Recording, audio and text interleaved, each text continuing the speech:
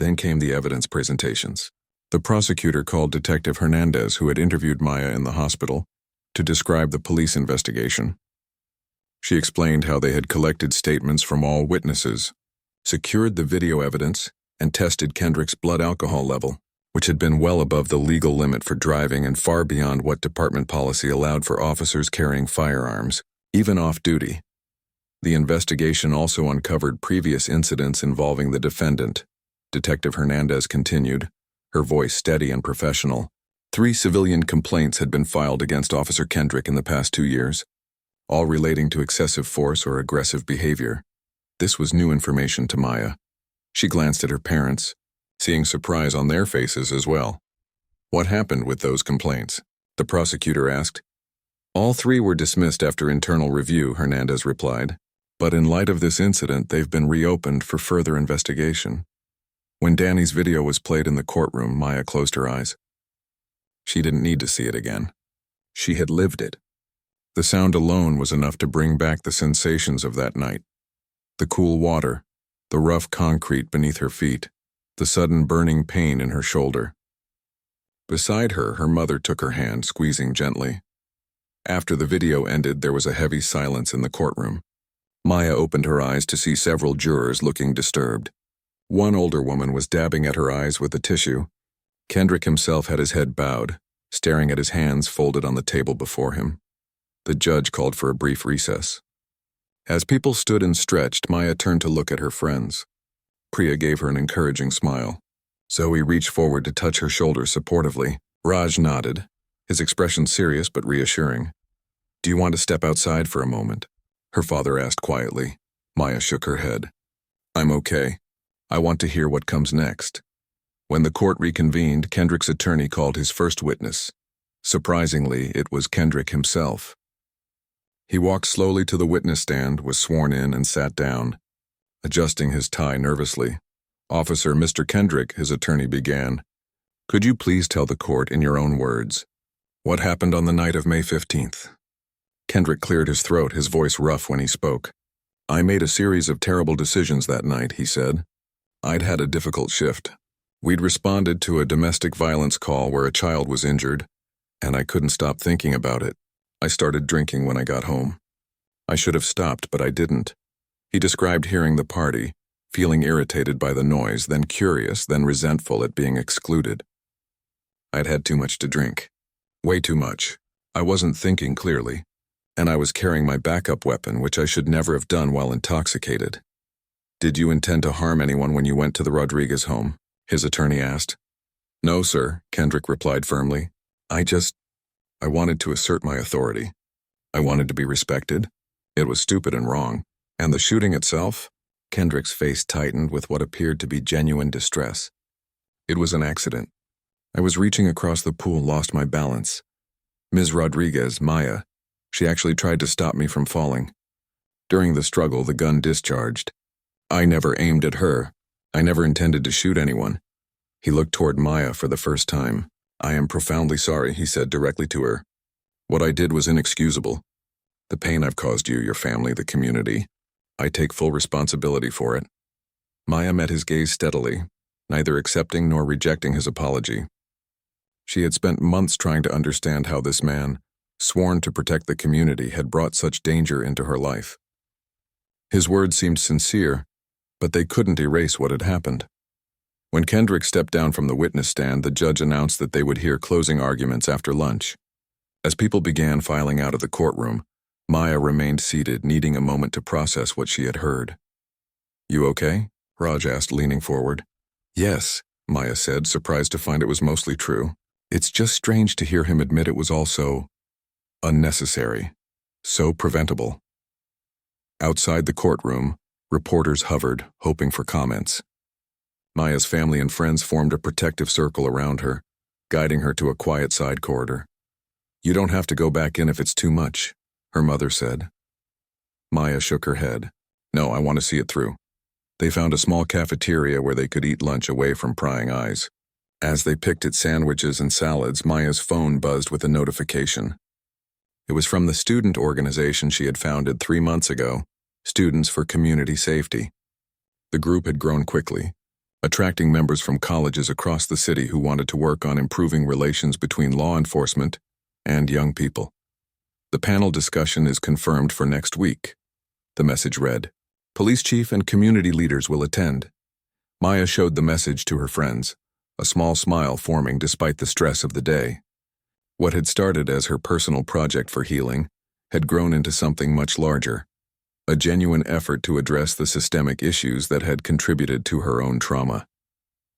After lunch, they returned to the courtroom for closing arguments.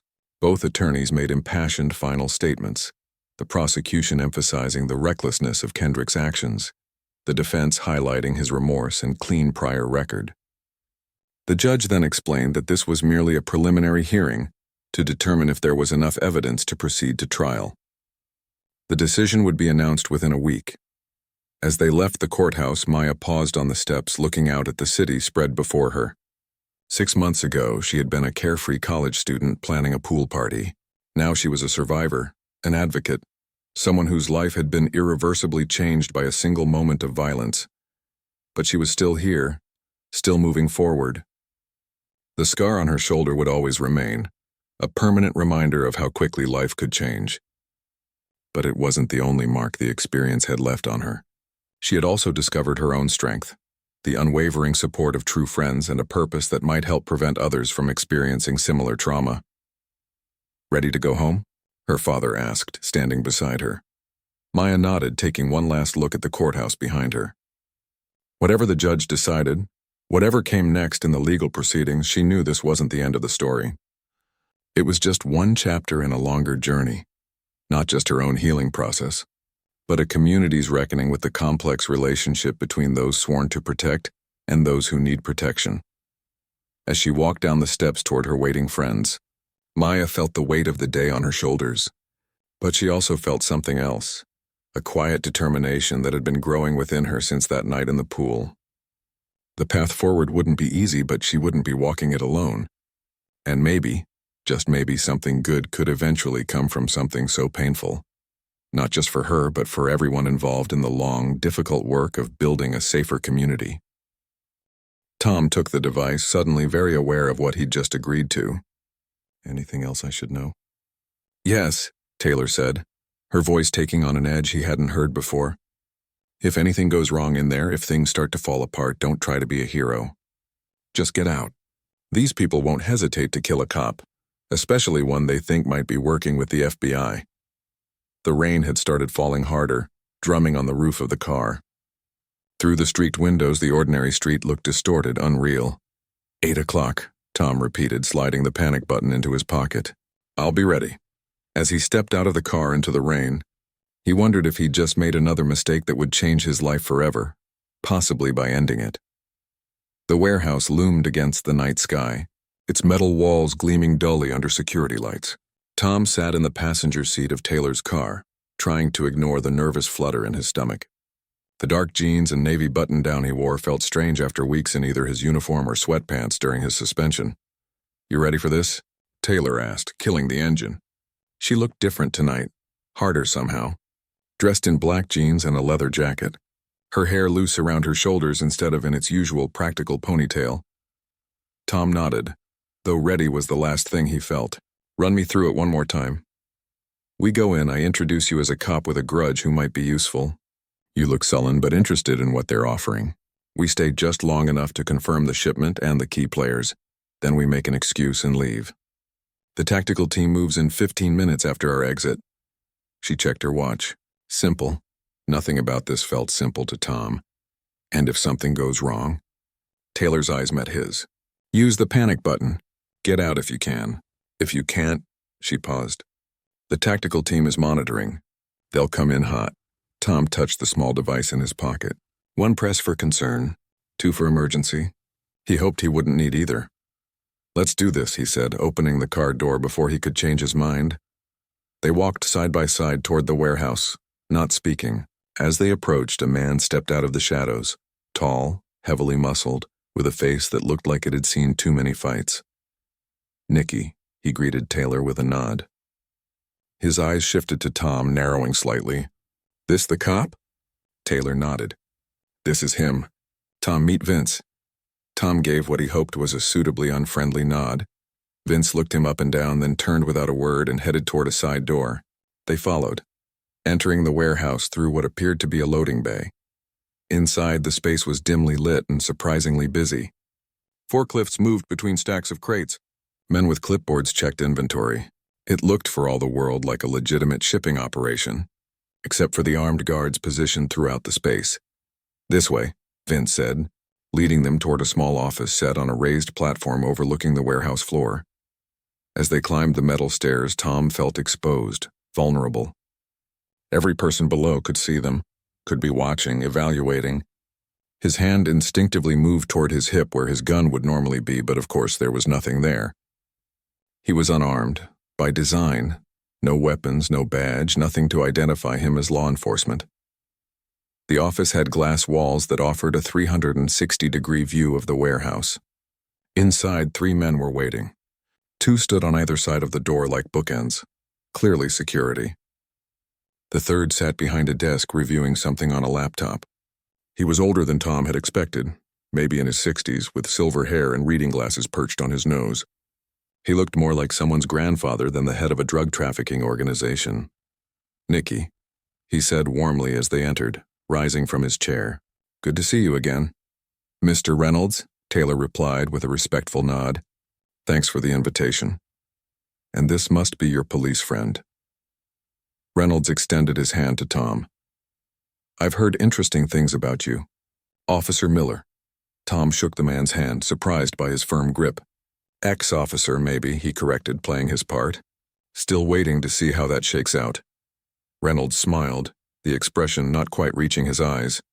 "Yes, I heard about your disciplinary issues. Please have a seat." They sat in chairs facing the desk. Through the glass walls, Tom could see the warehouse operation continuing below. Crates being moved, checked, loaded onto trucks. How many drugs were moving through this place tonight? How many lives would be destroyed by what was in those innocuous wooden boxes? "So," Reynolds said, folding his hands on the desk, "Nicky tells me you might be open to some mutually beneficial arrangements." Tom shifted in his chair, trying to look uncomfortable but interested. It wasn't hard to fake the discomfort. "Depends on what you're offering." "Information to start," Reynolds said smoothly. "Patrol schedules, upcoming operations, names of undercover officers in certain areas, that sort of thing." Tom forced himself to nod as if considering. "And what would I get in return?" "Financial compensation, of course, starting at, say, $5,000 a month, with bonuses for particularly valuable information." Reynolds smiled again, that same cold expression. "More than enough to replace your police salary, I imagine." Taylor leaned forward slightly. "Tom's in a tough spot right now, Mr. Reynolds. Suspension without pay, looking at possible termination. He could use a friend." Reynolds nodded thoughtfully. "We can be very good friends to the right people." His gaze shifted back to Tom. "What do you say, officer? Ready to play for the winning team for a change?" Tom was about to respond when a commotion from the warehouse floor caught everyone's attention. One of the forklifts had dropped a crate, spilling white packages across the concrete. Reynolds frowned, watching as workers scrambled to clean up the mess. "Excuse me a moment," he said, standing. "I should check on that. Nicky, why don't you show Officer Miller around while I deal with this? Help him understand the scope of our operation." Before either of them could respond, Reynolds was heading out the door, followed by one of his security men. The other remained positioned by the door, watching them with impassive eyes. Tom took the device, suddenly very aware of what he'd just agreed to. "Anything else I should know?" "Yes," Taylor said, her voice taking on an edge he hadn't heard before. "If anything goes wrong in there, if things start to fall apart, don't try to be a hero. Just get out.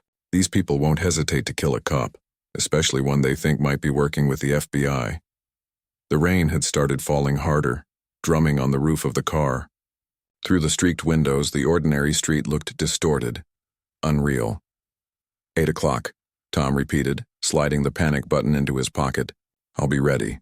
As he stepped out of the car into the rain, he wondered if he'd just made another mistake that would change his life forever, possibly by ending it. The warehouse loomed against the night sky, its metal walls gleaming dully under security lights.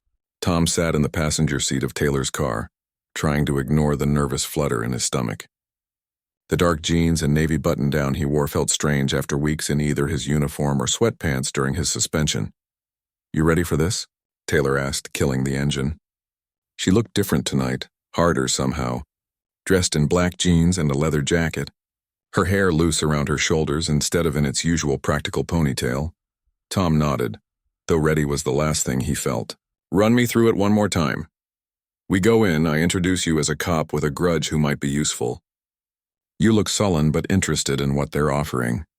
We stay just long enough to confirm the shipment and the key players. Then we make an excuse and leave. The tactical team moves in 15 minutes after our exit." She checked her watch. Simple. Nothing about this felt simple to Tom. "And if something goes wrong?" Taylor's eyes met his. "Use the panic button. Get out if you can." "If you can't," she paused.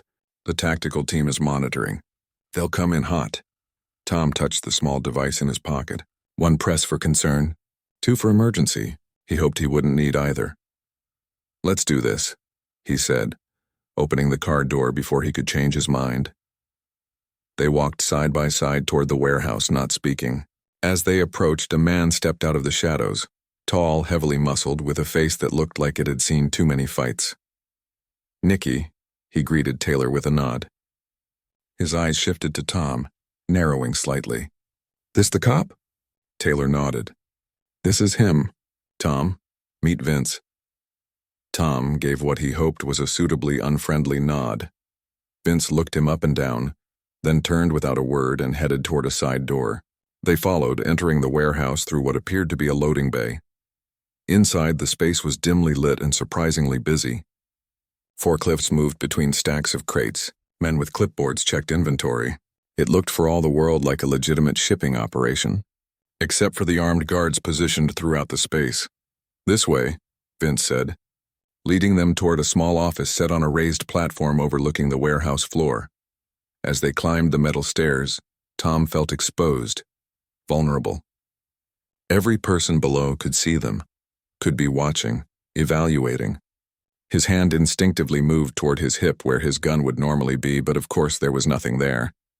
He was unarmed by design. No weapons, no badge, nothing to identify him as law enforcement. The office had glass walls that offered a 360-degree view of the warehouse. Inside, 3 men were waiting. 2 stood on either side of the door like bookends, clearly security. The third sat behind a desk reviewing something on a laptop. He was older than Tom had expected, maybe in his 60s, with silver hair and reading glasses perched on his nose. He looked more like someone's grandfather than the head of a drug trafficking organization. "Nicky," he said warmly as they entered, rising from his chair. "Good to see you again." "Mr. Reynolds," Taylor replied with a respectful nod. "Thanks for the invitation. And this must be your police friend." Reynolds extended his hand to Tom. "I've heard interesting things about you. Officer Miller." Tom shook the man's hand, surprised by his firm grip. "Ex-officer, maybe," he corrected, playing his part. "Still waiting to see how that shakes out." Reynolds smiled, the expression not quite reaching his eyes. "Yes, I heard about your disciplinary issues. Please have a seat." They sat in chairs facing the desk. Through the glass walls, Tom could see the warehouse operation continuing below. Crates being moved, checked, loaded onto trucks. How many drugs were moving through this place tonight? How many lives would be destroyed by what was in those innocuous wooden boxes? "So," Reynolds said, folding his hands on the desk, "Nicky tells me you might be open to some mutually beneficial arrangements." Tom shifted in his chair, trying to look uncomfortable but interested. It wasn't hard to fake the discomfort. "Depends on what you're offering." "Information to start," Reynolds said smoothly. "Patrol schedules, upcoming operations, names of undercover officers in certain areas, that sort of thing." Tom forced himself to nod as if considering. "And what would I get in return?" "Financial compensation, of course, starting at, say, $5,000 a month, with bonuses for particularly valuable information." Reynolds smiled again, that same cold expression. "More than enough to replace your police salary, I imagine." Taylor leaned forward slightly. "Tom's in a tough spot right now, Mr. Reynolds. Suspension without pay, looking at possible termination. He could use a friend." Reynolds nodded thoughtfully. "We can be very good friends to the right people." His gaze shifted back to Tom. "What do you say, officer?" Ready to play for the winning team for a change? Tom was about to respond when a commotion from the warehouse floor caught everyone's attention. One of the forklifts had dropped a crate, spilling white packages across the concrete. Reynolds frowned, watching as workers scrambled to clean up the mess. "Excuse me a moment," he said, standing. "I should check on that. Nikki, why don't you show Officer Miller around while I deal with this? Help him understand the scope of our operation." Before either of them could respond, Reynolds was heading out the door, followed by one of his security men. The other remained positioned by the door, watching them with impassive eyes. 3 weeks had passed since his meeting with Agent Taylor at the FBI field office. 3 weeks of carefully orchestrated public encounters, each one designed to reinforce her cover as someone with a personal vendetta against local law enforcement. So far, they'd had 2 confrontations. One at the courthouse, where Tom had been loudly served with papers for a civil suit that would never actually be filed, and another outside the police station, where they'd exchanged heated words within earshot of several known associates of the criminal organization. Tom checked his watch. Taylor was late. That wasn't like her. In their brief time working together, he'd learned that the FBI agent operated with clockwork precision, every move calculated, every word measured. So different from his own tendency toward impulsive decisions, a tendency that had gotten him into this mess in the first place. The bell above the coffee shop door jingled and Tom tensed instinctively. But it wasn't Taylor who entered, just a teenager seeking shelter from the rain. Tom relaxed back into his chair, eyes drifting again to the convenience store. According to Taylor, the place had been laundering money for years, filtering cash from drug sales across 3 states through its seemingly legitimate business.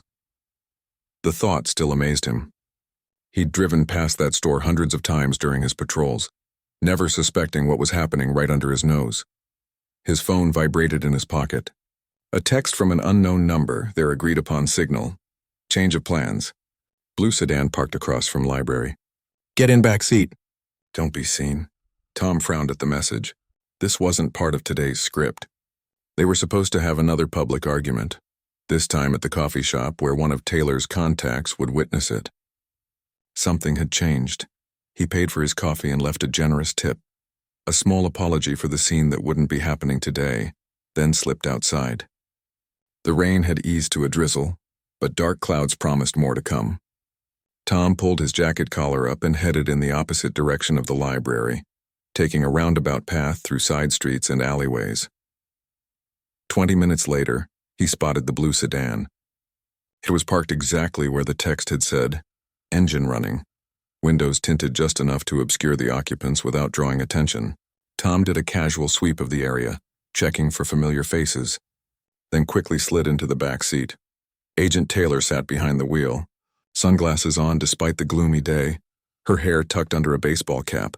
In the passenger seat was a man Tom didn't recognize, older, with salt and pepper hair and the unmistakable bearing of senior law enforcement. "Officer Miller," Taylor said by way of greeting, not turning around. "This is Special Agent in Charge Howard. He's overseeing our operation." Howard turned slightly in his seat, giving Tom a quick, assessing glance. "Officer," his voice carried the weight of authority. "Agent Taylor speaks highly of your cooperation." Tom raised an eyebrow, glancing at Taylor's profile. She stared straight ahead, giving nothing away. "What's going on?" Tom asked. "We were supposed to meet at the coffee shop." "Plans change," Howard said shortly. "We've had a development." Taylor put the car in drive and pulled smoothly into traffic. "Our operation has been accelerated," she explained. "The organization is moving product tonight, a lot of it, much sooner than we anticipated." "They're getting nervous," Howard added. "Something spooked them. We think they might be planning to shut down operations in this area, possibly relocate." "What does that mean for this?" Tom gestured between himself and Taylor. The 2 FBI agents exchanged a look that Tom couldn't interpret. "That's what we need to discuss," Taylor said, navigating through the rain-slick streets with practiced ease. "We've received intelligence that there's a meeting happening tonight at a warehouse on the east side. Key players, large shipment, lots of cash. We're mobilizing a tactical team," Howard continued. "If all goes according to plan, we'll have enough evidence to bring down the entire local operation." "That's good news, right?" Tom asked, confusion evident in his voice. "Isn't this what you've been working toward?" "It's complicated," Taylor said, her voice tight. The intel came from a source I've been cultivating. Someone who's close to the inner circle but wants out. The problem is they've requested something specific.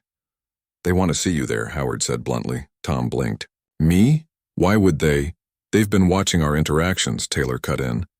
They're intrigued by our history. They think you might be useful, a corrupt cop they could potentially turn. The words hit Tom like a physical blow. I'm not corrupt. We know that, Taylor said quickly. But they don't. They see a cop who lost his temper, who's facing disciplinary action, who might be desperate enough to look the other way for the right price. Tom ran a hand through his hair, struggling to process what they were asking. So you want me to pretend to be corrupt? To join their operation? No, Howard said firmly. Absolutely not. We're not sending an untrained officer undercover in a drug trafficking organization. That would be suicide. What we need, Taylor explained, turning onto a quiet residential street and pulling the car to a stop, is for you to accompany me to this meeting, playing the role of a disgraced officer who's considering options. Just one meeting. Just long enough for us to get everyone in the same place at the same time. And then what? Tom asked. Then the tactical team moves in, Howard said. Clean sweep. Tom looked between the two agents. This sounds incredibly dangerous. It is, Taylor admitted. She turned in her seat for the first time, removing her sunglasses. Those gray eyes that had once looked at him with cool assessment now held something else. Concern, maybe even a hint of guilt. That's why I need to be clear. This goes beyond our original arrangement. You can walk away right now. No consequences to our deal. I'll still recommend against charges for the incident. Howard nodded in agreement. This is strictly voluntary, Officer Miller. Agent Taylor has made that abundantly clear. Tom looked out the window at the quiet street. Ordinary houses with ordinary people living ordinary lives. When he'd agreed to help Taylor, he'd imagined a few public arguments, maybe some heated words exchanged. Not this. Not walking into a warehouse full of drug traffickers. What exactly would I have to do? He asked finally. Just follow my lead, Taylor said. I've established myself as someone who occasionally brings useful information or contacts. You'd be introduced as a potential new asset. Someone with access to police information, patrol routes, that sort of thing. We'd have agents positioned nearby, Howard added. Wired for sound. At the first sign of trouble, they'd move in. That doesn't sound very reassuring, Tom said dryly. It's not meant to be, Taylor replied. This is real, Miller. These people are dangerous. If you have any doubts, any at all, say so now. Tom studied her face. In the weeks they'd been working together, he'd come to respect Taylor's professionalism, her attention to detail, her unwavering focus on the mission. She was good at her job, one of the best he'd ever seen. And despite their unusual start, he'd begun to trust her. You really think this will work? He asked. I think it's our best chance to take down an organization that's been poisoning communities across 3 states, she answered honestly. But I also think it comes with real risk. Tom nodded slowly, weighing his options. He could walk away now, go back to his apartment, wait out the investigation, and hope for the best. The safe choice. The smart choice, probably. Or he could see this through. Help take down criminals who were causing real harm, maybe even salvage something from the wreckage of his career. Possibly get himself killed in the process. When is this meeting? He asked. Tonight. 9 o'clock, Howard replied, watching him carefully. And you're sure they want me there? A cop they've never met? Taylor nodded. My contact was specific. They're interested in you because of what happened between us. They think it makes you controllable. The irony wasn't lost on Tom. One moment of lost control had led these criminals to believe he could be controlled. If I do this, Tom said slowly, I want something in return. Howard raised an eyebrow. Beyond the arrangement you already have with Agent Taylor? Yes. Tom met the senior agent's gaze steadily. I want your word that when this is over, whether it works or not, there will be a formal acknowledgement of my assistance. Something that might help me salvage what's left of my career. Howard and Taylor exchanged another look. I can put a commendation in your file, Howard said finally. Note your cooperation in a major federal investigation. I can't promise it will undo the damage from the incident, but it won't hurt. Tom considered this, then nodded. Okay, I'm in. Relief flickered across Taylor's face, so brief he almost missed it. She put her sunglasses back on and turned to face forward again. We'll pick you up at 8, she said. Wear something casual but decent. No police issue anything. Howard handed him a small black device. Panic button. Press it once if you feel threatened. Press it twice if you need immediate extraction. Keep it concealed. The internal affairs investigation had been swift and thorough. Tom had admitted everything, no excuses, no justifications. Just the plain, ugly truth. He had lost control and struck a civilian who turned out to be an FBI agent. Career suicide didn't begin to describe it. So when the call came this morning requesting his presence at the FBI field office, Tom had assumed it was to formalize charges. The last thing he'd expected was a private meeting with Special Agent Nicole Taylor. Officer Miller? A young agent appeared at the doorway. Agent Taylor will see you now. Tom followed him down a long corridor, his police-issue shoes squeaking slightly on the polished floor. Each step felt like walking toward his own execution.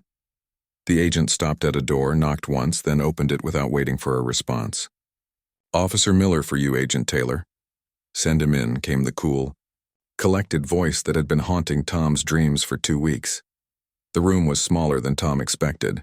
Not the grand, intimidating office he'd imagined, but a practical space with a desk, a few chairs, and a window overlooking the city. Agent Taylor stood beside the window, her back to the door. She wore a tailored dark suit, her hair pulled back in that same practical ponytail. The bruise on her cheek had faded completely. Have a seat, Officer Miller, she said without turning around. Tom sat stiffly in the chair across from the desk. His mouth felt dry. What do you say to someone whose face you slapped? All the apologies he'd rehearsed seemed pathetically inadequate now. Agent Taylor, Let's skip the apology, she said, finally turning to face him. Those cool gray eyes assessed him with the same unnerving calmness they'd shown at the crime scene. We both know what happened.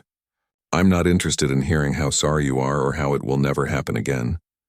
She moved to her chair and sat down, placing a thin file folder on the desk between them. Do you know why I asked you here today? Tom swallowed hard. To formally press charges, I assume.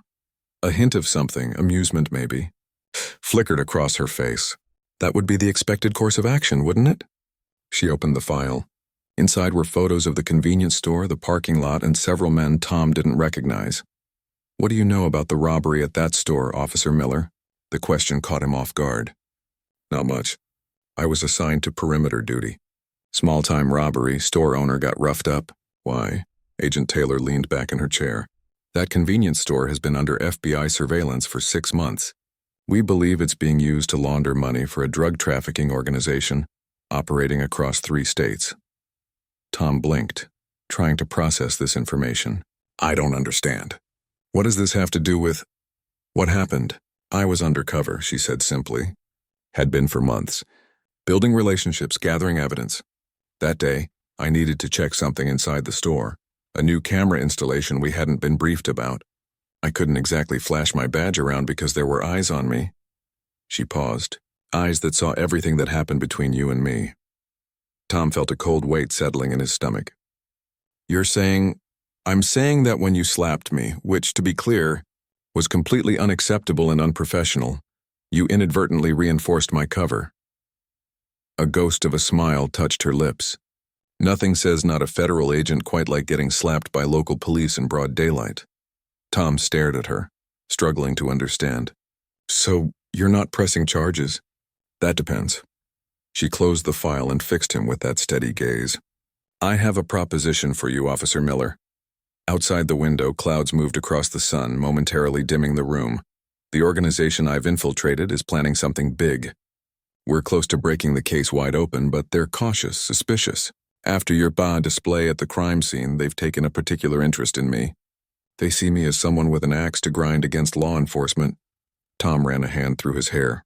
I'm sorry, but I still don't see what this has to do with me. I need your help, Officer Miller. The words seemed to cost her something to say. Or more accurately, I need your continued hostility. Tom's eyebrows shot up. You want me to what? Slap you again? Nothing so dramatic, she said dryly. But I need visible tension between us. Carefully orchestrated public confrontations that will cement my cover as someone at odds with the police. The pieces slowly came together in Tom's mind. You want to use me to sell your cover story? She nodded once. In return, I'm willing to recommend that no criminal charges be filed regarding our initial interaction. Your career will still take a hit. There's no avoiding that. But it won't be the end of the line. Tom leaned forward, resting his elbows on his knees. Let me get this straight. You want me to help with an undercover FBI operation that I know nothing about, potentially putting myself at risk, all while I'm already on administrative leave and under investigation? That's correct. That's insane. Perhaps. She shrugged slightly. But it's also your best option right now. Tom stood up and paced to the window. The city spread out below, people going about their normal lives, unaware of how quickly everything could change with one bad decision. My lieutenant would never approve this, he said finally. Lieutenant Richards has already been briefed, Agent Taylor replied. Not about the specifics of the operation, that's classified, but about your potential involvement. He wasn't thrilled, as you can imagine, but he understands the value of interdepartmental cooperation. Tom turned to face her. And if I say no? Then you walk out that door and things proceed as they normally would. The internal affairs investigation concludes criminal charges are considered, and your career in law enforcement likely ends. Her voice was matter-of-fact, neither threatening nor sympathetic. Your choice, Officer Miller. Tom looked at her, really looked at her for the first time. Behind that cool professional exterior he caught a glimpse of something else. Determination, focus, and something that might have been desperation. How long have you been undercover? He asked suddenly. The question seemed to surprise her. 11 months. And this case, it's important? 3 states. Dozens of deaths from laced drugs. Millions in laundered money. Yes, Officer Miller, it's important. Tom nodded slowly, thinking. His career was already hanging by a thread. If he walked away now, best-case scenario was a desk job somewhere, riding out his days until retirement. Worst case, well, he didn't want to think about that. But if he helped her... What exactly would I have to do? He asked. Something flickered in Agent Taylor's eyes, relief perhaps. Nothing violent. A few public confrontations. Some heated words exchanged where the right people can see. You'd be briefed before each interaction and we'd have a safety protocol in place. And my lieutenant is on board with this? Reluctantly, yes. As far as he's concerned, you're assisting the FBI with an investigation as part of your rehabilitation. Tom ran a hand over his face, feeling the stubble he hadn't bothered to shave that morning. This is crazy. Welcome to federal law enforcement, Officer Miller. For the first time, Agent Taylor's voice held a hint of humor. We specialize in crazy. Tom looked out the window again, watching the patterns of light and shadow as clouds moved across the sky. 2 weeks ago, he'd made the worst mistake of his career. Now somehow that mistake had led him here, to a second chance of sorts. He turned back to face Agent Taylor. I'll do it. But I want to be clear about something. I'm not doing this to save my job or to avoid charges. I'm doing it because it's the right thing to do. Agent Taylor studied him for a long moment, then nodded. Understood, Officer Miller. She stood and extended her hand. And for what it's worth, I think you just demonstrated why you might still have a future in law enforcement after all. Tom took her hand, the handshake sealing a strange new partnership born from one moment of terrible judgment. So, he said, when do we start? Agent Taylor's lips curved in a small, tight smile. We already have. There's a man watching this building right now, tracking my movements. When you leave here, you're going to storm out looking angry and frustrated. And just like that, our little show begins. Tom nodded, already mentally preparing for his role. As he turned to leave, he paused at the door. Agent Taylor, thank you for this chance. She looked up from the file she'd already reopened. Don't thank me yet, Officer Miller. The hard part is still to come. As Tom walked through the FBI building toward the exit, he felt something he hadn't experienced in weeks, a sense of purpose. His career, his reputation, his future, all still hanging in the balance. But for the first time since that fateful day in the parking lot, he felt like he might have a chance to make things right. Outside, he took a deep breath, set his face in what he hoped was a convincing scowl, and pushed through the doors into the bright afternoon sun. Somewhere unseen eyes were watching. The show had begun. Rain pounded the pavement outside the coffee shop as Tom nursed his third cup of the day. The bitter taste matched his mood, or rather the mood he was supposed to be projecting. Across the street, he could see the convenience store that had become the center of his unlikely new life. The summer heat pressed down on Officer Tom Miller as he wiped sweat from his forehead. 12 years on the force had taught him to handle most situations, but today wasn't most days. Tom's life was falling apart at the seams. His morning had started with signing the final divorce papers. After 8 years of marriage, it had ended with a signature and a hollow feeling in his chest. The house they'd saved for was now sold, the money split, and most of his belongings sat in boxes at his new one-bedroom apartment. "Miller, you're late again," Lieutenant Richards had barked when he finally made it to the station. "That's the third time this month. I've got no choice but to write you up." Tom had just nodded, too tired to argue. What could he say? That he'd spent an hour sitting in his car staring at nothing, wondering how his life had derailed so completely. Now, as the afternoon sun beat down on the convenience store parking lot, Tom tried to focus on the job. Blue and red lights flashed across the storefronts. The robbery had been quick but messy. The store owner was on his way to the hospital with a concussion, and witnesses were scattered around, giving statements to other officers. "Keep these people back," Lieutenant Richards had told him, pointing to the yellow police tape that marked off the scene. "Simple job, Miller. Think you can handle that without screwing up?" The words had stung, but Tom had nodded and taken his position. Simple job. Keep people back. Don't screw up. For 2 hours he'd been standing guard, redirecting curious onlookers and turning away locals trying to buy their afternoon snacks. His uniform clung to his back with sweat, and the beginnings of a headache pounded behind his eyes. "Sir, you need to stay behind the line," Tom said for what felt like the 100th time, his voice flat with exhaustion as he waved away another curious bystander. The crowd had mostly thinned out when he spotted her, a woman in jeans and a light jacket despite the heat, moving with purpose toward the store entrance. Something about her walk, confident and determined, caught his attention immediately. "Ma'am," Tom called out, "this area is restricted. Please stay behind the tape." The woman didn't slow down. She didn't even look his way as she ducked under the police tape. Tom stepped forward, cutting off her path. "Ma'am, I need you to step back behind the line." He gestured toward the yellow tape fluttering in the slight breeze. The woman looked up at him with cool gray eyes.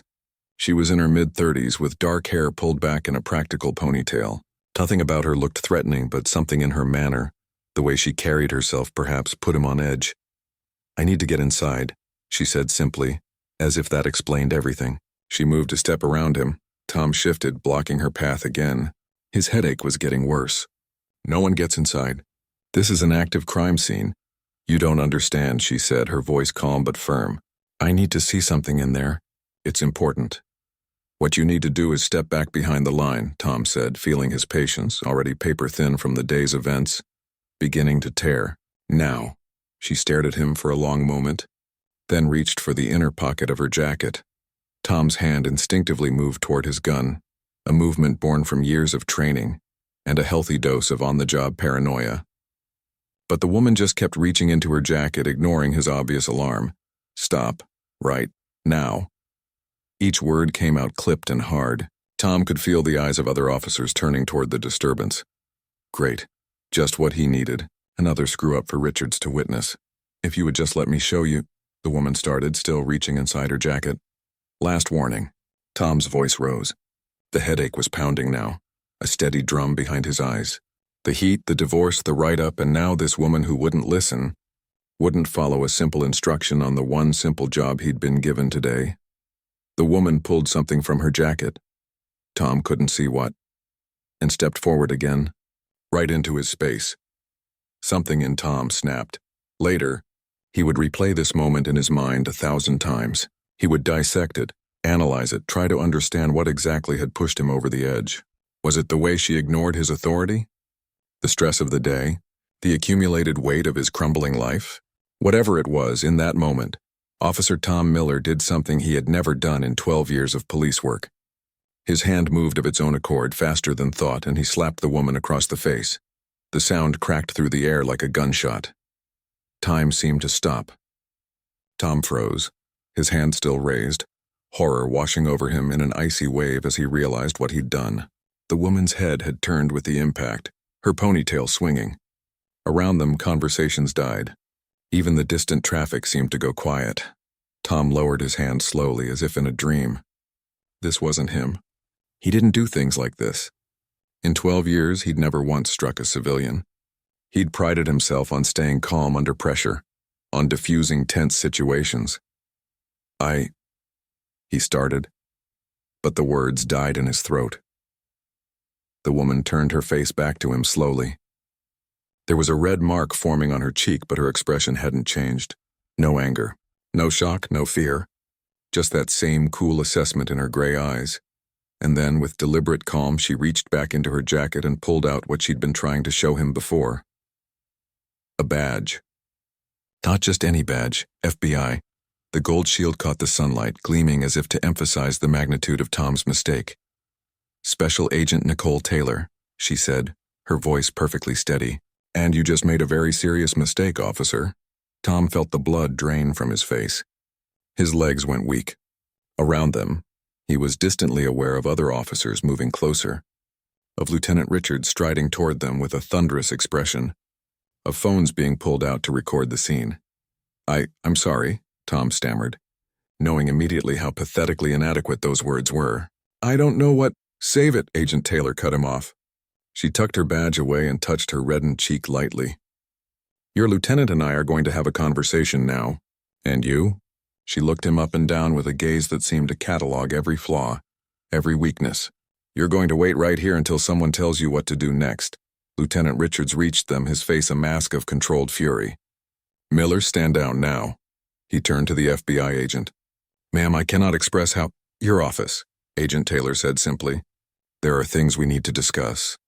As they walked away, Tom stood rooted to the spot, watching his career, his life, whatever fragments remained of his self-respect, all of it crumbling away. The headache was gone now, replaced by a strange, hollow ringing in his ears. Officer Tom Miller had been having the worst day of his 12-year career. Now, in the span of one unforgivable moment, he had ensured that tomorrow would be even worse. Around him, the convenience store parking lot returned to life. Officers talking in hushed voices, throwing glances his way. Someone had taken over his post at the police tape. No one approached him. No one spoke to him. He had become a ghost, still present but already gone. In the distance, he could see Lieutenant Richards and Agent Taylor through the window of a patrol car, talking intensely. Richards was gesturing, his face red. The agent sat calmly, occasionally speaking, her expression unreadable. Tom's hand, the one that had struck her, tingled unpleasantly. 12 years of building a life, a career, an identity, all of it undone in a single moment of lost control. He knew the procedure that would follow. Administrative leave, investigation, possible criminal charges, definite termination. Who would hire an ex-cop with assaulted an FBI agent on his record? His phone buzzed in his pocket, probably his ex-wife, calling about some forgotten detail of their divorce. Tom ignored it. There was nothing left in him to deal with one more problem today. The sun continued to beat down on the parking lot. Tom stood alone in its glare, waiting for whatever came next, knowing with cold certainty that he deserved whatever it might be. Inside the patrol car, Agent Taylor turned to look directly at him through the window. Their eyes met across the distance, and Tom saw something unexpected there. Not anger or disgust, but something almost like calculation, as if she were working out a puzzle. Then Lieutenant Richards opened the car door and beckoned to Tom with a grim face. Was time to face the consequences. Tom sat in the waiting area of the FBI field office, his knee bouncing with nervous energy. The sleek modern building felt nothing like the worn-down police station he was used to. Everything here screamed efficiency and power, from the polished floors to the agents walking purposefully through the halls. 2 weeks had passed since the incident. 2 weeks of sitting alone in his apartment, jumping every time his phone rang, waiting for the final word on his career. The administrative leave felt less like a break and more like being trapped in limbo. His fellow officers had stopped calling after the first few days. Even his partner of 3 years had sent only a brief text. Tough break, man. Let me know how it goes.